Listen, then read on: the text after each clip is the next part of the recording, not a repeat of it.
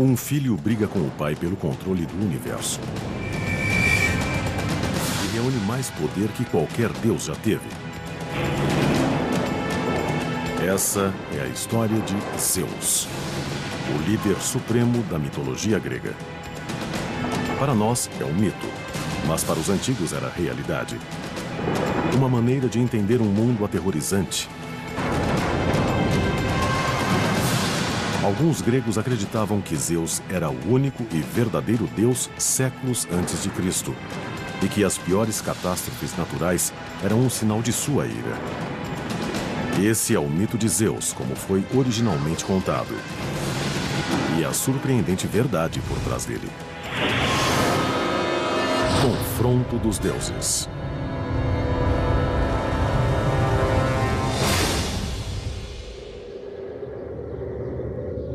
Se você controla o céu, controla o mundo. Na mitologia grega, esse poder pertencia a um deus, Zeus. Ele reina como guardião da justiça, mestre dos homens e dos deuses. Zeus era o rei dos deuses, mas ele também era responsável pela justiça, tanto dos deuses quanto dos mortais na Terra. Isso é muito legal na mitologia grega. A sua obrigação como grego que adorava os deuses era simplesmente fazer o que era exigido para evitar que os deuses esmagassem você. Como comandante dos céus, Zeus tem o poder da natureza ao seu dispor.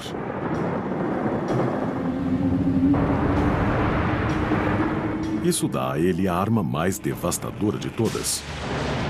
O símbolo mais poderoso de Zeus são os raios. É o que Zeus carrega, é seu principal equipamento. E é uma força que o torna a mais poderosa de todas as divindades. Atribuir o raio a Zeus foi uma maneira dos gregos explicarem o inexplicável. Em uma época antes da ciência, a mitologia punha um rosto nas forças que moldavam o mundo. Os gregos usam a mitologia para tentar descobrir por que o mundo e o universo funcionavam dessa maneira. Eles não tinham explicações científicas sobre como o mundo passou a existir, ou por que raios caem aqui e não ali, ou por que agora e não em outro momento.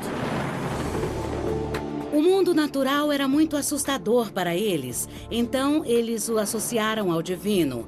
Eram sintomas do poder dos deuses que eles podiam usar para punir pessoas que não os adorassem adequadamente. O comando de Zeus sobre a natureza o tornou o deus mais temido da Grécia. Mas como ele chegou lá?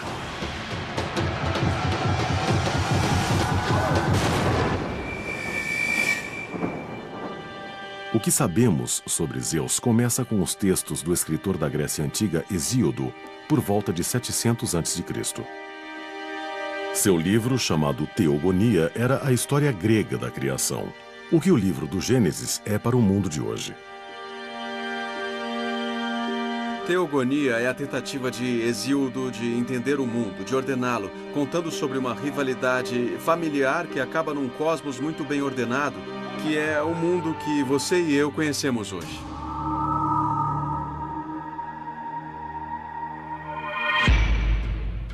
No mito, Zeus não começa como o rei dos deuses. Ele se ergue da obscuridade para desafiar seu pai no controle do universo. Isso não será fácil. Seu pai, Cronos, é o rei dos titãs, os deuses mais poderosos do universo.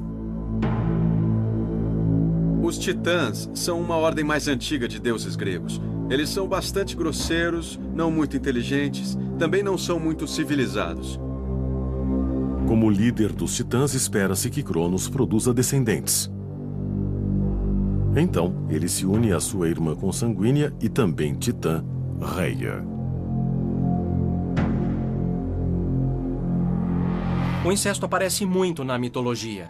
Entre os deuses não havia mais ninguém com quem eles pudessem se relacionar, fazer sexo. Então acabavam casando uns com os outros. Há uma ideia aristocrática antiga de que ninguém é melhor para nossa família do que a nossa família. E os deuses gregos pareciam seguir à risca esse princípio. Esses dois irmãos titãs, Cronos e Reia, criam a próxima geração de deuses gregos. A mitologia os chama de olimpianos. Entre eles estão Hades, Poseidon e Zeus.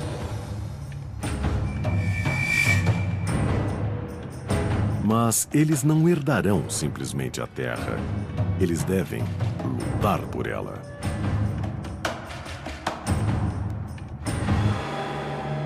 Cronos estava muito preocupado em ter filhos porque tinha medo que seu filho fosse maior que ele e o ofuscasse.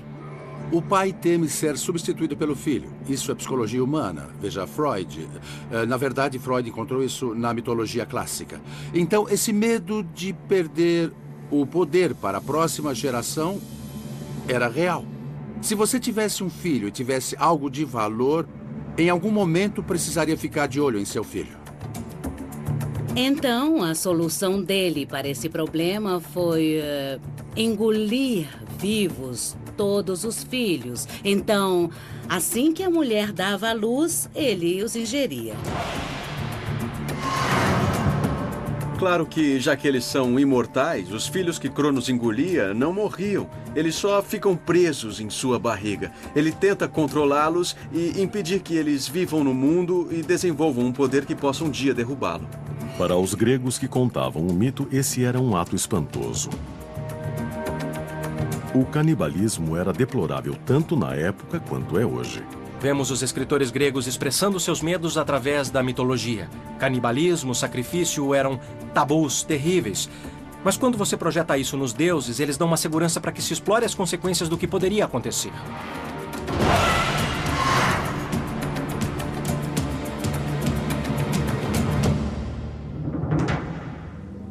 Reia fica horrorizada. Todos os seus 5 filhos foram engolidos vivos. Agora ela está grávida de novo, mas dessa vez ela tem um plano. Ela foge e dá à luz um filho em segredo, o futuro rei dos deuses, Zeus.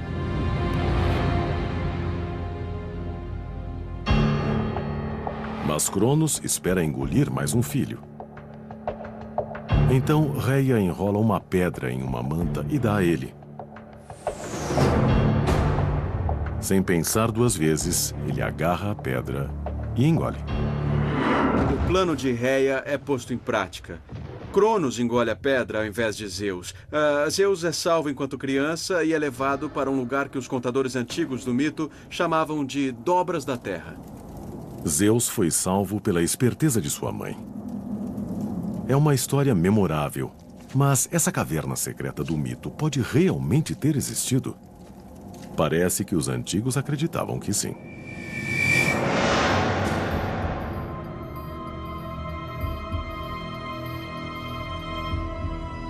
Eles achavam que Zeus havia nascido na ilha de Creta.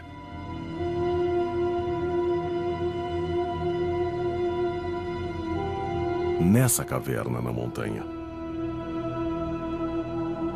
Sabemos que a caverna na ilha de Creta talvez seja o mais importante santuário de veneração a Zeus. Ela era considerada um dos possíveis lugares onde Zeus, bebê, foi escondido de seu próprio pai. Explorações na caverna revelaram que ela foi um grande local de peregrinação de visitantes de todo o mundo antigo.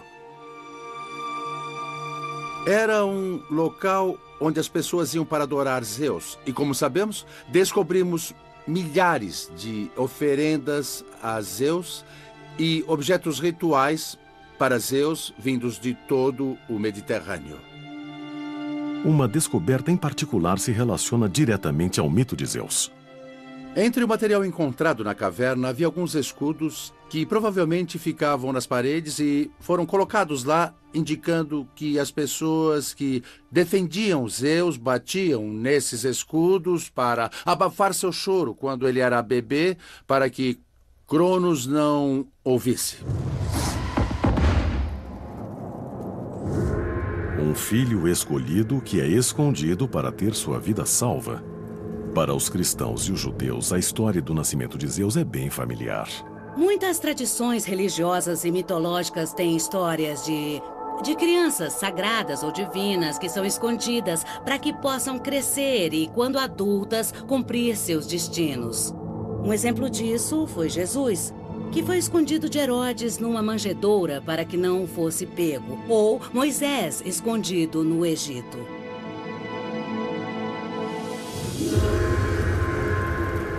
No mito, Zeus cresce secretamente dentro da caverna.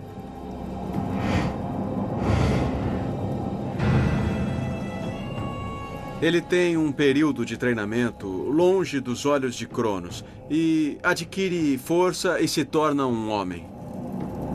Zeus passa sua infância se preparando para cumprir seu destino.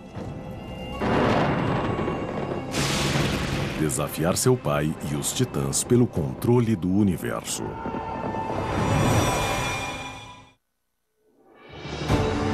Zeus escapou de ter o destino de seus irmãos, que foram todos engolidos vivos pelo pai, o titã Cronos.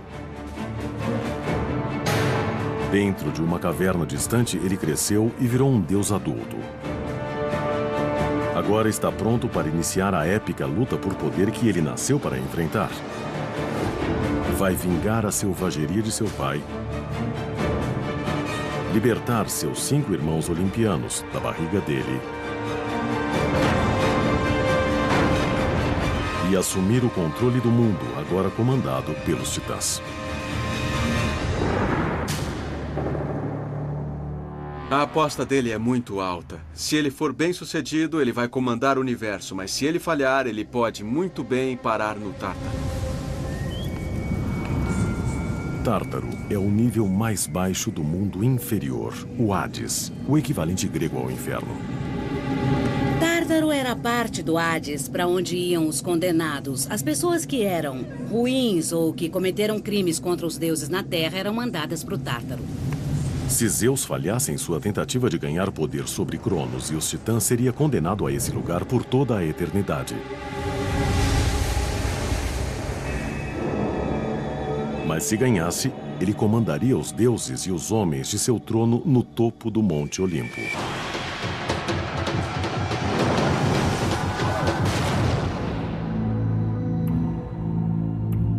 No mito grego, o Monte Olimpo é o lar dos deuses, mas também é um lugar real. É o pico mais alto da Grécia, quase 3 quilômetros acima do nível do mar. E é um lugar natural para poderes sobrenaturais. Os gregos acreditavam que seus deuses viviam fisicamente no Monte Olimpo. Era importante que eles tivessem uma ideia de onde ficava o céu, onde os deuses realmente viviam. É a partir de sua base no Monte Olimpo que Zeus arquiteta a rebelião contra Cronos e os titãs. Zeus vai precisar da ajuda dos outros para que possa alcançar o poder supremo. É uma grande briga familiar e Zeus vai diretamente até seu pai.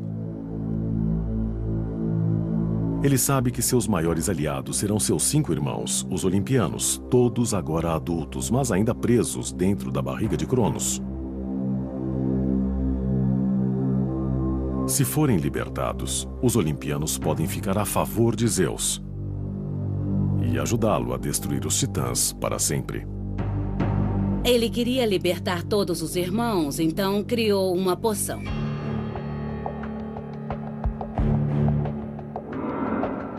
Em silêncio, Zeus entra na casa de Cronos e põe veneno em sua bebida à noite. Cronos bebe e passa muito mal.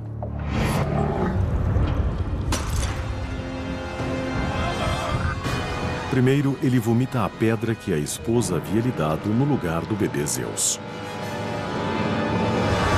De acordo com a tradição, essa pedra é a pedra fundamental do local mais sagrado da antiga Grécia, o Templo de Delfos, lar do oráculo.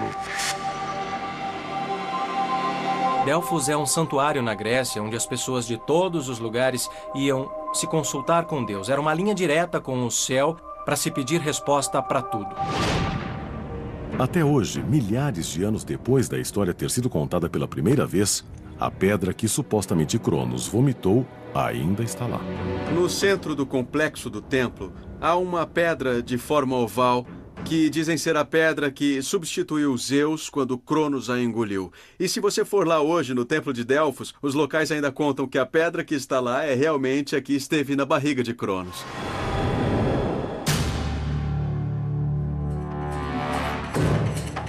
No mito, depois de vomitar a pedra sagrada, Cronos regurgita os 5 irmãos.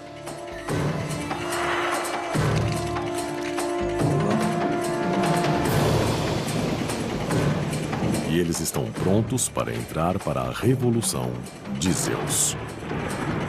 O que marca Zeus como um líder diferente daqueles que vieram antes é a sua inteligência. Ele sabe persuadir e convencer as pessoas de que ele deve ser o líder, de que ele sabe fazer coligações. Zeus agora tem seus irmãos a seu lado, mas ainda precisa de mais forças para enfrentar os titãs. E há outros membros mais distantes da família que querem vingança. Os irmãos esquecidos de Cronos. Os Ciclopes e os Hecantoquíros. Mas para encontrá-los, Zeus tem que ir ao inferno. Cronos teve medo dos poderes dos Hecantóquiros e dos Ciclopes e os trancou no Tártaro. Zeus sabia que se tivesse seus poderes ao seu lado, poderia conseguir o que queria. Ele desce e conversa com os Hecantóquiros e diz: eu respeito muito vocês. Eu sei que meu pai Cronos maltratou vocês. Agora eu os liberto e vocês devem a mim. Eles ficam emocionados e dizem: sim, grande Zeus, percebemos que você não só tem grande poder, mas também sabe como tratar bem as pessoas. Nós gostamos disso e agora lutaremos ao seu lado. Em gratidão por serem libertos, os Ciclopes dão um presente a Zeus: o poder dos raios.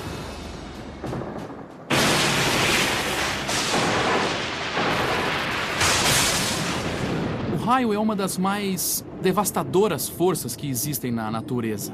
Quando os raios atravessam os céus, o ar tem a temperatura rapidamente aumentada em até mais de 27 mil graus. Isso é quase 5 vezes a temperatura da superfície do Sol. O raio dá a Zeus o poder de comandar o universo. Com esse raio, ninguém poderá vencê-lo.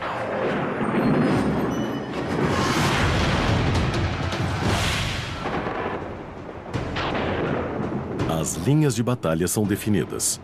Os titãs lutarão do Monte Otris e os olimpianos do Monte Olimpo. Entre eles está a planície da Tessália. Mas esse lugar não é apenas um campo de batalha mítico. Se levarmos em consideração o mapa moderno da Grécia, nós sabemos que a Tessália é a parte central do país. É a maior e a mais fértil planície da Grécia, desde os tempos antigos até hoje. A Tessália tem um histórico longo e sangrento, desde as guerras greco-persas do século V a.C. até as guerras mundiais do século XX d.C. E é aqui que a grande batalha dos deuses acontece.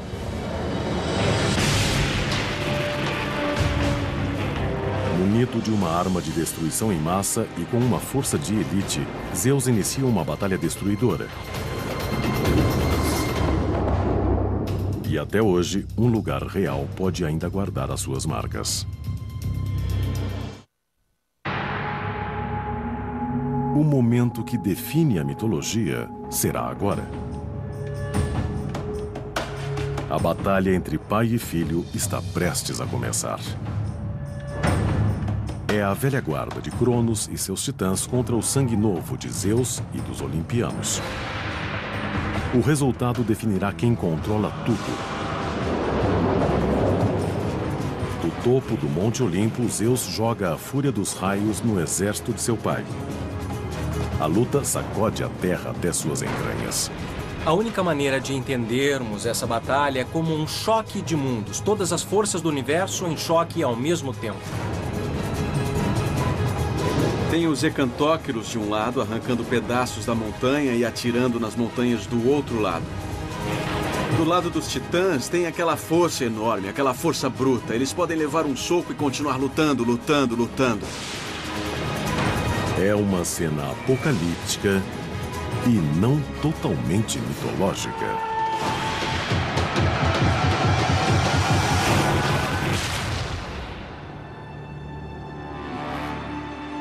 Especialistas determinaram recentemente que um evento natural tão assustador quanto realmente aconteceu no mundo antigo. Há uns 3.600 anos, a ilha grega de Santorini viveu uma das explosões vulcânicas mais devastadoras de todas. Seus efeitos foram sentidos até a Califórnia. A explosão vulcânica foi o maior evento sísmico único na Terra nos últimos 27 mil anos. Para se ter uma ideia do quanto foi grande, imagine só uma montanha de uns 5,6 quilômetros de altura explodindo pelos céus de uma só vez. Em 2006, cientistas descobriram que a erupção de Santorini foi ainda maior do que se pensava.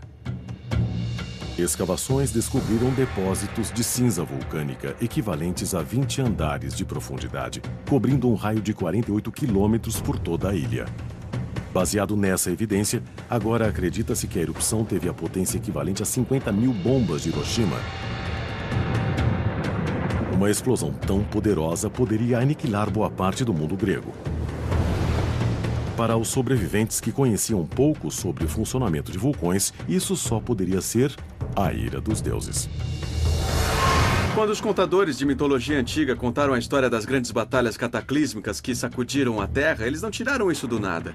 Imensos abalos sísmicos estavam na lembrança das gerações gregas mais antigas, antes que esses contadores de mitologia escrevessem suas histórias. Com o confronto dos deuses na mitologia, parece que Zeus finalmente está prestes a assumir o controle do universo.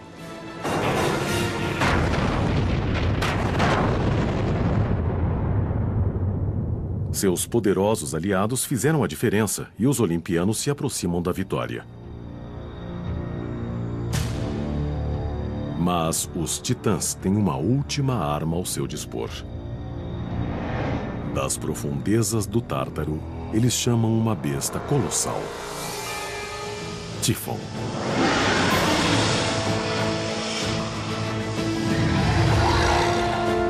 Tífon é um monstro incrivelmente forte e poderoso que desafia Zeus pessoalmente. É, na verdade, um último esforço e o monstro final, o desafio final que ele deve vencer para assegurar a sua liderança no universo.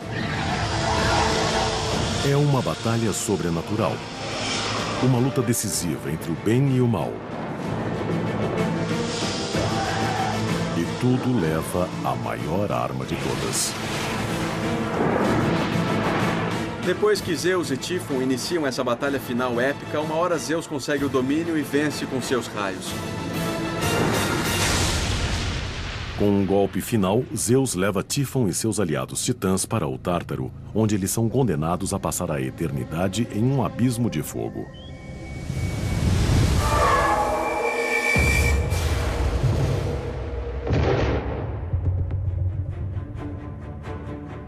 De acordo com os antigos, foi do outro lado do Mediterrâneo, na ilha da Sicília, que os inimigos de Zeus desceram para o inferno através da cratera vulcânica do Monte Etna.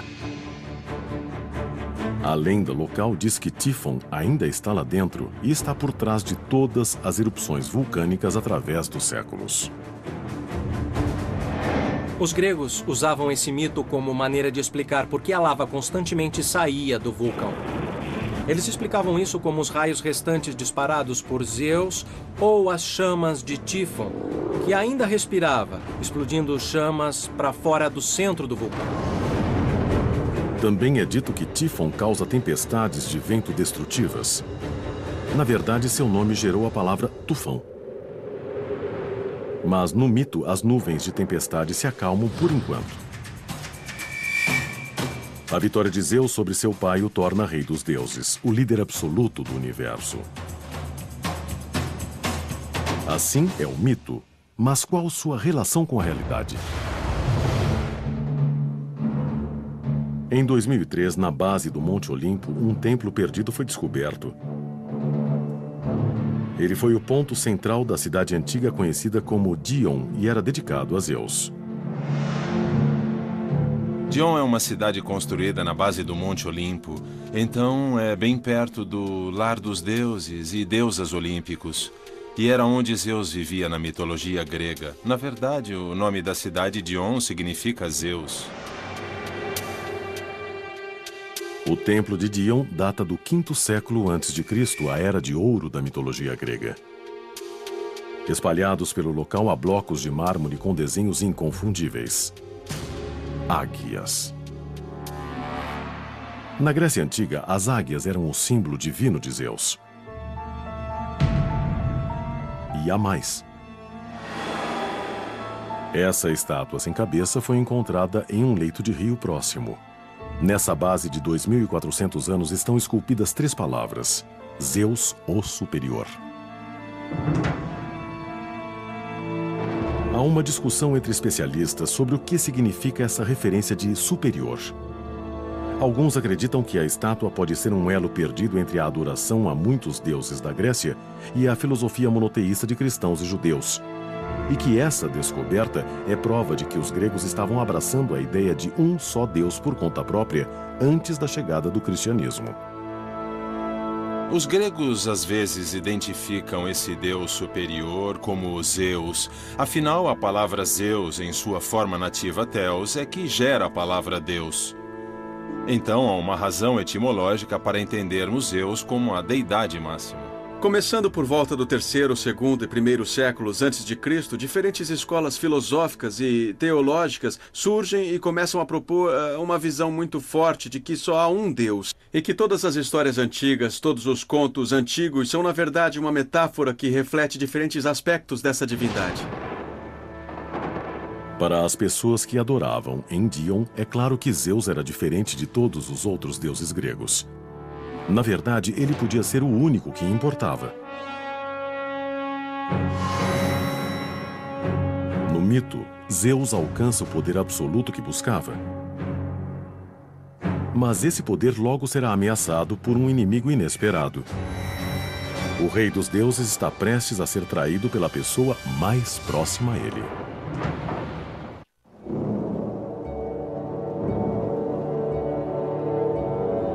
Zeus venceu seu embate épico com os titãs. Agora, ele senta no topo do Monte Olimpo como rei dos deuses e mestre da humanidade.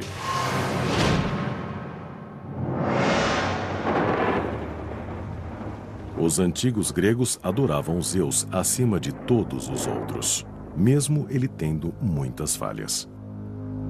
Os antigos deuses gregos são como humanos.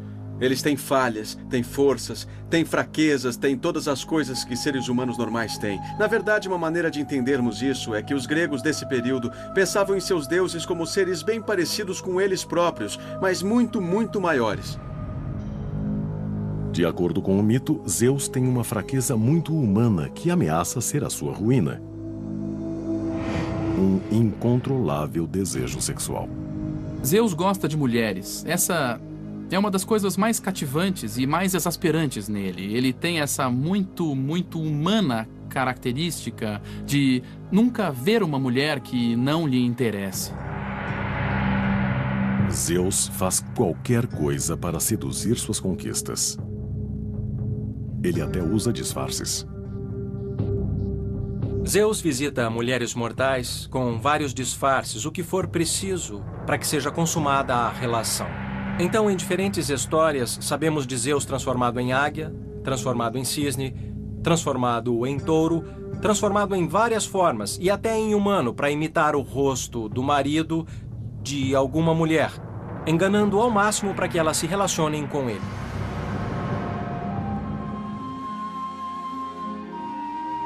Uma linda e jovem deusa chamada Metis é a primeira a chamar a atenção de Zeus. Ele a torna sua esposa.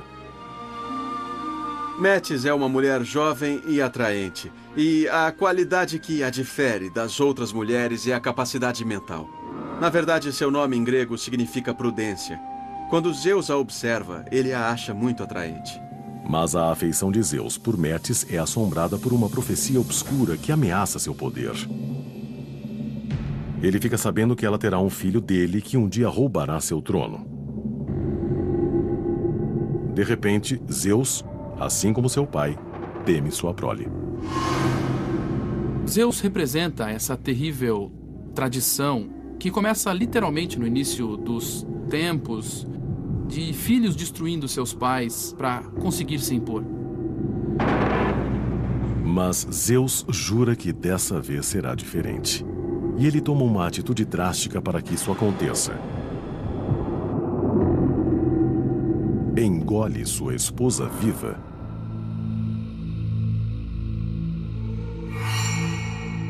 Mais uma vez, o amor familiar é presa do poder. A história se repete. Mas esse ato terrível tornará Zeus mais forte e mais sábio. Engolindo a esposa, Zeus internaliza Metis e sua astúcia, sua prudência de uma só vez. Ela se torna parte de Zeus, no sentido de que está presa em sua barriga e também acaba assumindo qualidades superiores, como a habilidade intelectual.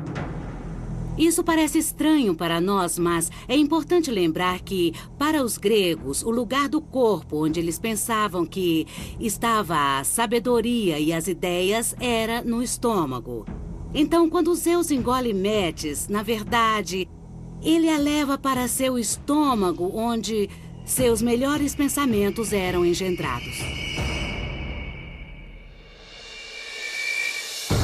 Sem Metis, Zeus precisa de uma nova esposa. E como seu pai, ele encontra uma na própria família. Sua irmã olimpiana, Hera. Ela não é como as conquistas anteriores de Zeus. Ela é a deusa mais poderosa da mitologia. O rei dos deuses encontrou alguém à sua altura. Entre Zeus e Hera, na verdade, vemos uma relação de duas pessoas iguais em alguns níveis.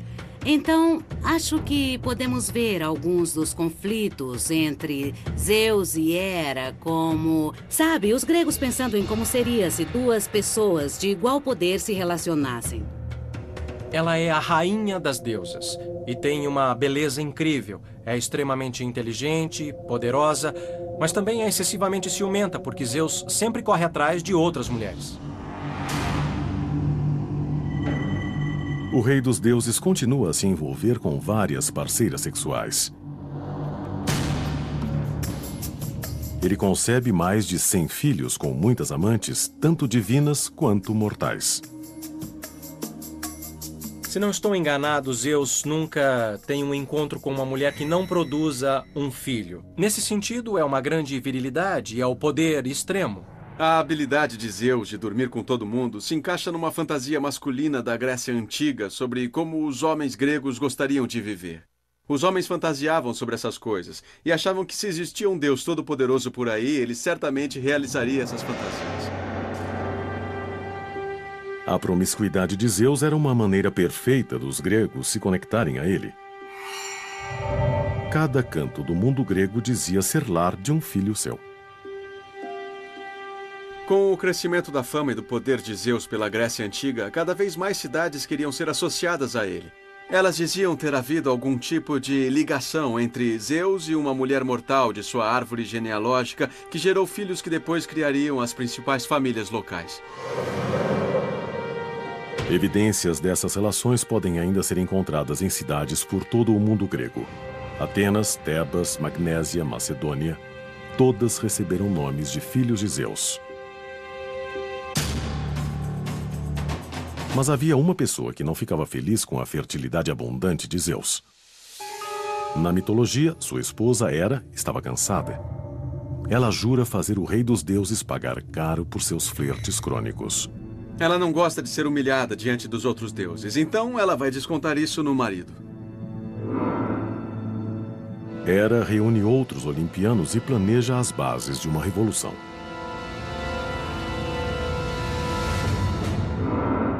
Hera vai até os colegas deuses olímpicos e pergunta por que Zeus é quem manda.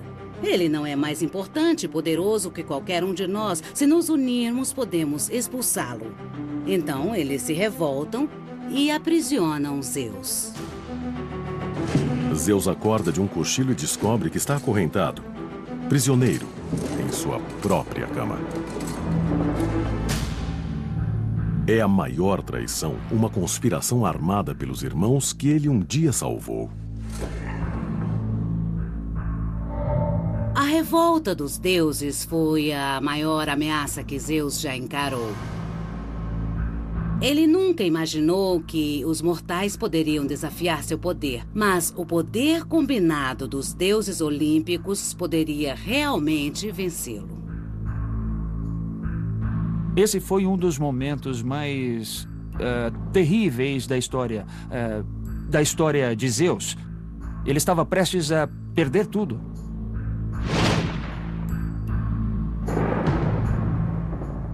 Mas quando tudo parecia perdido, a ajuda veio através de velhos aliados. Os Ecantoquírios. Quando eles souberam que Zeus tinha problemas, vieram em seu resgate partindo as correntes enquanto os olimpianos buscavam refúgio.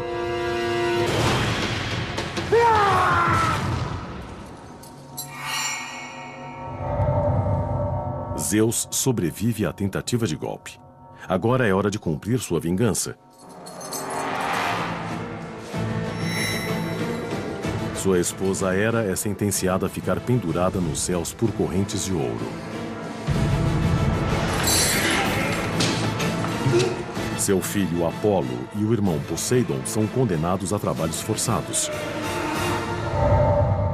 Eles devem construir um dos monumentos mais icônicos do mundo antigo, os imensos muros de Troia. Esse é outro exemplo de um mito explicando o inexplicável. Para os antigos gregos, os muros de Troia pareciam fortes demais para terem sido construídos pelo homem. Então, a punição de Zeus para Apolo e Poseidon ajuda a justificar sua existência. Suas ruínas resistem até hoje. Na antiguidade, as pessoas achavam que eles podiam ter sido construídos pelos deuses ou por algum tipo de intervenção divina em prol dos troianos. No mito, Zeus fez justiça àqueles que o enfrentaram. Mas os seres humanos irão sofrer a sua ira. Essa ira vai chegar na forma de um grande dilúvio que pode ser relacionado à história bíblica de Noé.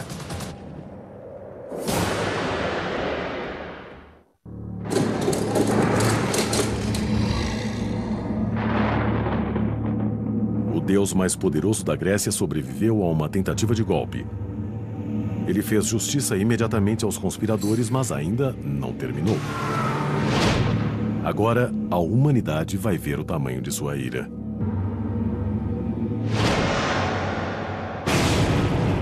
Nos tempos antigos, o temor à punição de Zeus mantinha muitos gregos longe de problemas. Quando as pessoas faziam alguma coisa de errado, tomavam muito cuidado para que Zeus não os atingisse com um raio. Há muitos exemplos na história grega de Zeus destruindo cidades e civilizações inteiras porque considerou que elas exageraram, que blasfemaram contra os deuses ou que tinham ficado orgulhosas demais para que continuassem vivendo. O autor grego Hesíodo escreveu que sem o temor da ira de Zeus, os humanos viveriam como animais e os fracos estariam nas mãos dos mais fortes. Zeus traz a ordem. Zeus traz a justiça e traz a civilização.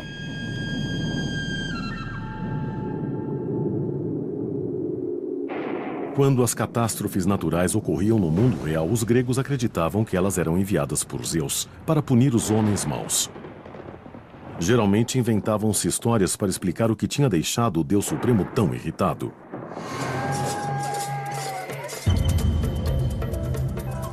De acordo com o mito, o momento de ira mais assustador de Zeus vem depois que ele vê humanos praticando canibalismo. O canibalismo era muito importante na religião dos antigos gregos porque eles o consideravam hediondo. Na verdade, comer carne humana é algo que você atribui a lobos, a cachorros, mas não a seres humanos. Zeus conhece o canibalismo. Seu próprio pai, Cronos, engoliu todos os irmãos de Zeus. Quando ele é confrontado com a visão de imortais fazendo a mesma coisa, fica enfurecido e jura destruir a raça humana com um dilúvio catastrófico.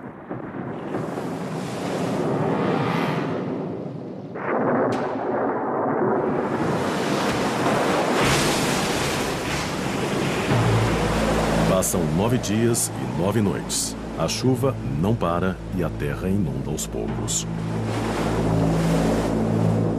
As águas alcançam o pico do Monte Parnaso, que fica a mais de 2 quilômetros de altura. Em todos os cantos da Terra, a raça humana perece. Quando a chuva para, apenas 2 mortais ainda estão vivos. Incrivelmente, eles sobreviveram à tempestade construindo uma arca. Um dilúvio feroz, uma arca e apenas 2 sobreviventes humanos. Os paralelos com o Antigo Testamento são impressionantes. Pode ser o dilúvio bíblico de Noé, podem ser as enchentes de Zeus, podem ser vários desastres gigantescos com água que vemos em várias culturas pelo mundo. Todas essas histórias remetem à catástrofe natural que afetou a memória coletiva de pessoas que viviam na parte leste do mar Mediterrâneo. Um dilúvio como o descrito nesses mitos devastaria a humanidade. Mas um dilúvio assim pode realmente ter acontecido? Na última década, cientistas descobriram pistas impressionantes que provam que sim. A pesquisa mostrou que com o fim da última era do gelo, há aproximadamente 7.000 anos, o escoamento de geleiras derretidas chegou à bacia do Mar Negro, inundando violentamente quase 440 mil quilômetros quadrados de terras. Para essas pessoas, o mundo inteiro estava inundando. E certamente elas achavam que irritaram os deuses para que, de repente, fosse imposta essa tragédia a elas. Um desastre real pode ter reforçado a história do dilúvio de Zeus.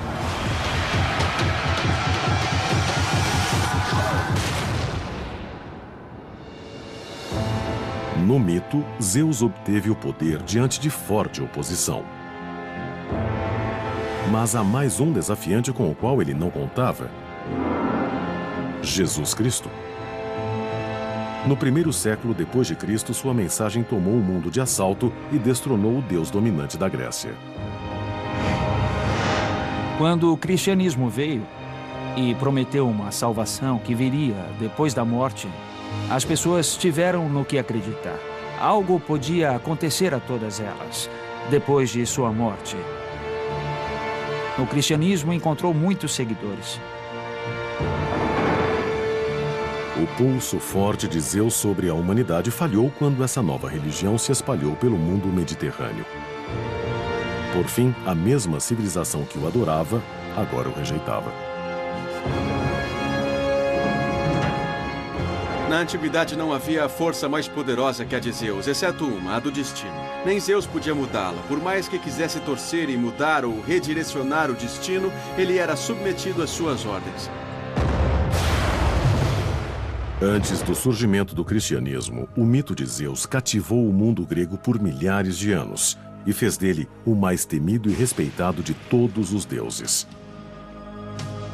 Mas ele foi apenas um de vários da Grécia e além que deixariam sua marca na humanidade. Alguns ainda têm nomes familiares: Hércules, Hades, Medusa.